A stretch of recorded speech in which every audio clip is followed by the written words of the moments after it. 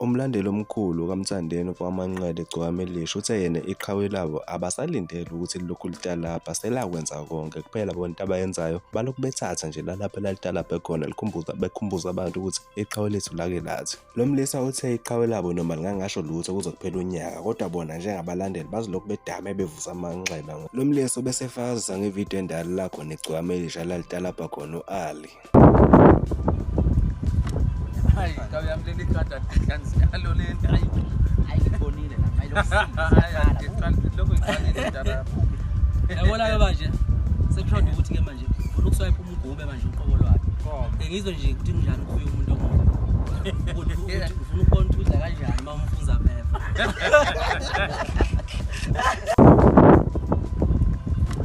hayi umlandeli kada kanjalo lento ayibonile la lokho iqalile ndaba yabona ke manje sekushonda ukuthi ke manje ufuna ukuswipe umgube manje uqobo lwakhe ngizwe nje ukuthi kunjani kuye umuntu omude